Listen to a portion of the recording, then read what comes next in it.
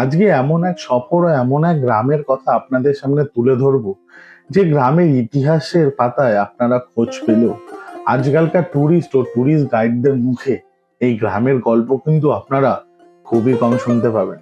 এ এমন এক সুন্দর জায়গা, যার অবস্থান যতটা সুন্দর হলেও আশেপাশের মানুষদের কাছে এটি কিন্তু ততটাই নির্জন। দার্জিলিং অবস্থিত এই এমন এক গ্রাম, যার কমলালেবু যতটা বিখ্যাত তার দিয়েও বেশি গুপ্ত এই অঞ্চলের ভৌগোলিক মানচিত্র। এই অঞ্চলটি এতটাই নির্জন যে রাত্রিবেলা ঝিঝি পোকার শব্দ আপনার কাছে অনেক বলে মনে হবে। আবার দিনটা এতটাই সুন্দর, মনে হবে যেন চিরজীবনই এইখানেই থেকে যায়। তো চলুন আমার সাথে এই নির্জন স্থানের গল্পে এবং একটি সুন্দর হোমস্টের এক্সপিরিয়েন্সের মাঝে একটু ঘুরে আসতে। আমি আপনাদের হোস্ট সৌভিক, আর আপনাদের সবাইকে স্বাগত জানাই আমার এই ইউটিউব চ্যানেল সৌভিক স্টোরিজ।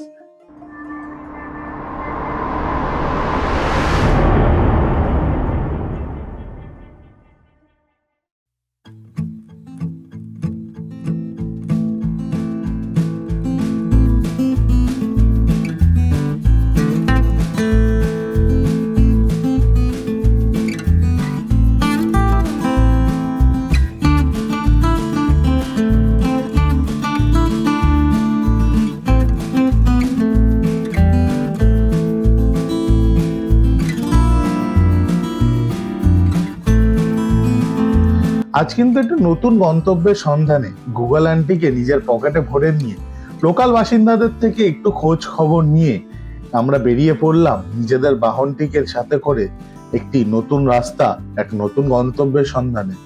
মনে ছিল ভয় যে জায়গাটা কেমন হবে, রাস্তা কেমন হবে, পৌঁছাতে পারবো কি পারবো না, কিন্তু বিশ্বাস ছিল একটা জিনিসেরই, ভগবান যখন একটা দিকে আমাদের ঠেলেছে অবশ্যই কোথাও না কোথাও নিশ্চয়ই পৌঁছে দেবে।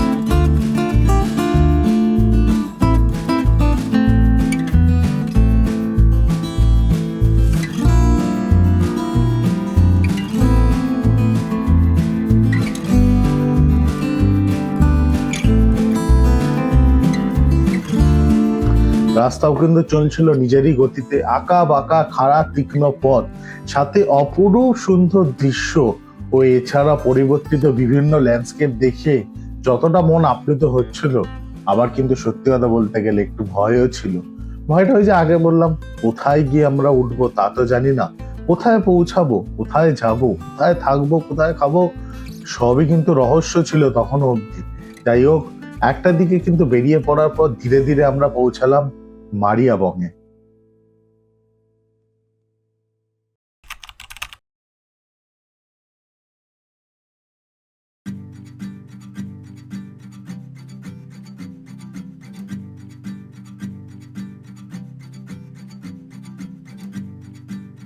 যারা যারা এর আগে বিজনবাড়িতে এসছো তারা অনেকেই জানো, অনেক গাড়ি দার্জিলিং থেকে জামিনি হয়ে বিজনবাড়ি ডিস্ট্রিক্টে ঢোকে। বাট এছাড়াও তোমরা যদি অন্য কোনো রাস্তা ধরতে চাও, তাহলে তোমরা অবশ্যই মারিয়াবঙ্গের রাস্তাটা কিন্তু বেছে নিতে পারো। একটি অফবিট রাস্তা, একদম অফবিট আবার রাস্তা, কি বলছেন দাদা? সত্যি বলছি, এটি একটি অফবিট রাস্তা। চারিপাশে সুন্দর ল্যান্ডস্কেপ, পরিবর্তিত অপরিবর্তিত বিভিন্ন আঁকা বাঁকা রাস্তা, আর এছাড়া দুপাশের গাছগাছালিতে ভরা, মাঝখান দিয়ে সুন্দর এক নির্জন পথ তোমাকে আকৃষ্ট করে তুলবে।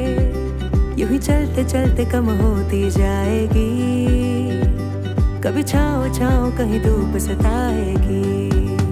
सफर अनजाना सा है, रास्ता बेगाना सा है, हर मोड़ मोड़ पे कुछ नया सा है, हर मोड़ मोड़ पे कुछ नया सा है।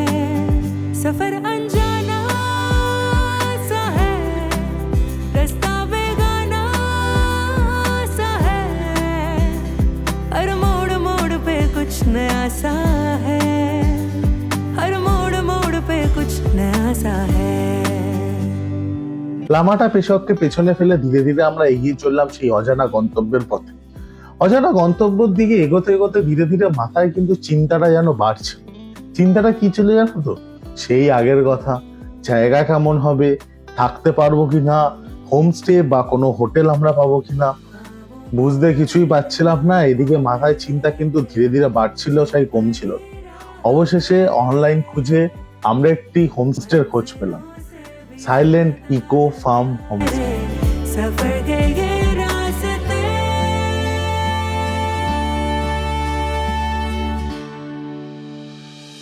ऊंचे ऊंचे पहाड़ों पे जाके इस दिल की ख्वाहिशें यूं गुनगुनाएंगी, कहीं छाँव छाँव कहीं धूप सताएगी। लंबी लंबी दूरी भी है, यूं ही चलते चलते कम होती जाएगी, कभी छाँव छाँव कहीं धूप सताएगी।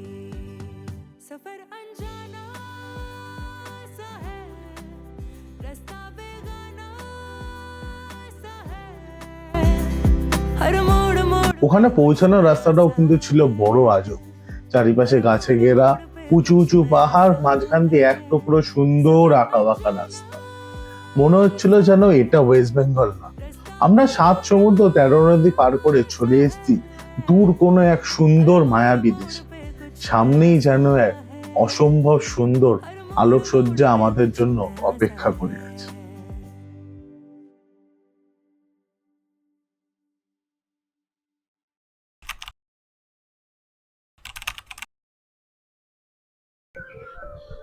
এখন কিন্তু আমরা রয়েছি দার্জিলিং এরই একটা খুবই অফবিট একটা জায়গা, যেখানে সাধারণত টুরিস্টদের পদধূলি বা যেটাই বল খুবই কম পড়ে। শান্ত নীরব জায়গা, প্রকৃতির মধ্যে প্রকৃতির কোলে হারিয়ে যাওয়ার এক জায়গা, মাঙ্গুয়া। আমরা কিন্তু বড় মাঙ্গুয়াতে রয়েছি। এটি একটি গ্রাম, বড় মাঙ্গুয়ার একটি ইকো হোমস্টেতে, মানে ইকো হোমস্টে মিনস এরা নিজেরাই নিজেদের সমস্ত কিছু, that is not a homestay, farm stay. ব্যালকনিতে আমরা এখন দাঁড়িয়ে রয়েছি। জাস্ট 3টে নাগাদ আমি এসেছি এখানে, এসে খাওয়া দাওয়াটা সেরেছি। রাস্তা মোটামুটি ঠিকঠাক, আমি বলবো তো অন্তত বিজয়মাটির থেকে রাস্তা ভালো, বাট এটা সব থেকে বড় এখানের ইস্যু, বা যারা প্রকৃতি প্রেমী বা যারা নেচার, তাদের জন্য বর্ধমান এটা খুব নির্জন।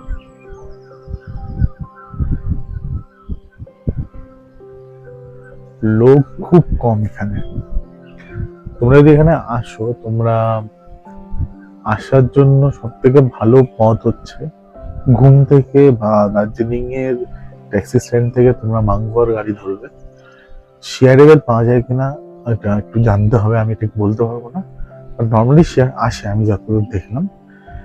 সেটা করে তোমরা আসতে পারো বড় মাঙ্গুয়াতে, এই সাইলেন্ট ইকো ফার্ম স্টে। জায়গাটা খুব সুন্দর, রুমটা আমি একটু তোমাদের দিচ্ছি।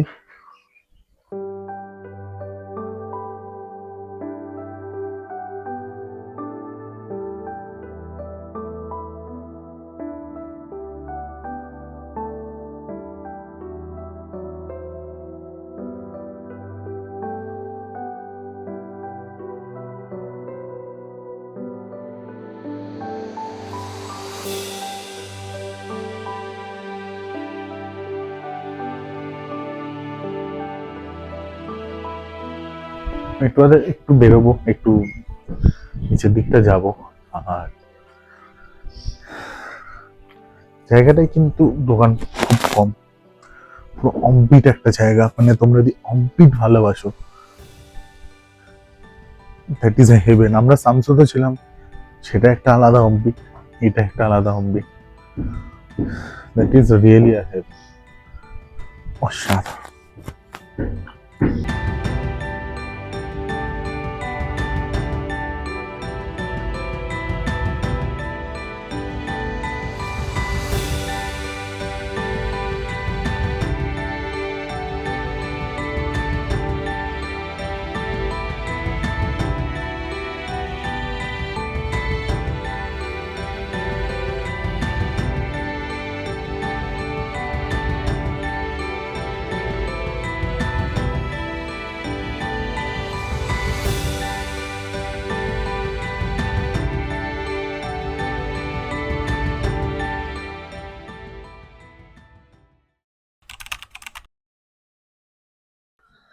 Good morning. Good morning from Bada Mangua. Mangua basically দুটো অংশে বিভক্ত, একটি হচ্ছে ছোট মাঙ্গুয়া আর আমরা এখানটা রয়েছি, দ্যাট ইজ আ বড় মাঙ্গুয়া। ছোট মাঙ্গুয়াটা ওপর স্টিফ এরিয়া, বড় মাঙ্গুয়া তুলনামূলক কম স্টিফ এরিয়া।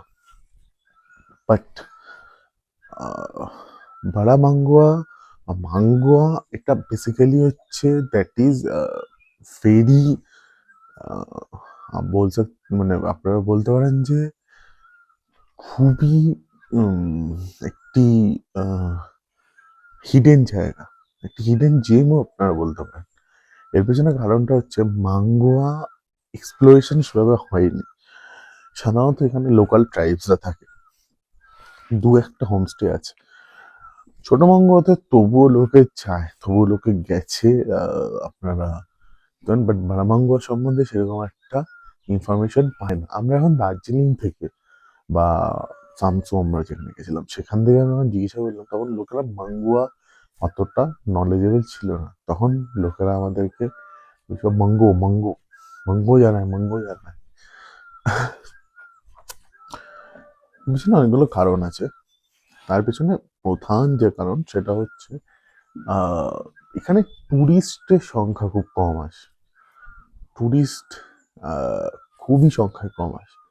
যদি আপনি বলেন যে দার্জিলিং বা আপনি সামসুকেও যদি ধরেন, তার থেকে অনেকেই, বা পিসকও যদি ধরেন, থেকে অনেকেই কম আসে। এখান থেকে পিছক নিয়ার অ্যাবাউট 40 মিটার, মানে 40 মিনিটস লাগে, তাকদাও তাই লাগে। বাট মাঙ্গুয়া এই জায়গাটা তে লোকে কম আসলেও জায়গাটার সৌন্দর্য অপরূপ। মানে আমি যে হোমস্টেটায় রয়েছি, দ্য সাইলেন্ট ভিউ হোমস্টে না তো, সাইলেন্ট ইকো ফার্মস্টে। তো সেই ফার্মস্টে থেকে বারান্দায় দাঁড়িয়ে প্রথমত কথা, একটা বড় জানলা রয়েছে, এটা আপনি খুলে দিলেও একটু সুন্দর ভিউ দেখতে পান। এছাড়াও চারিদিকটা সকালবেলাটা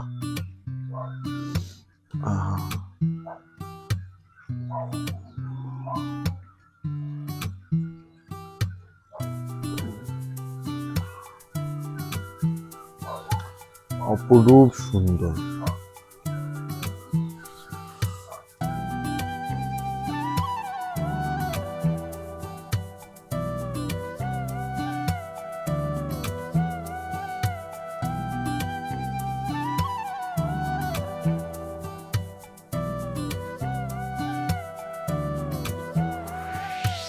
গাছের মধ্যে দিয়ে উঁকি মারা সূর্য, সুন্দর কলরব করা পাখিরা, এছাড়াও আশেপাশের প্রকৃতি থেকে আসা ঠান্ডা হাওয়া যখন সকালবেলা আমার মনটা ছুটছিল বা আমার শরীরে এসে লাগলো, আমি রিয়েলাইজ করতে পারলাম যে জায়গাটা কতটা আলাদা।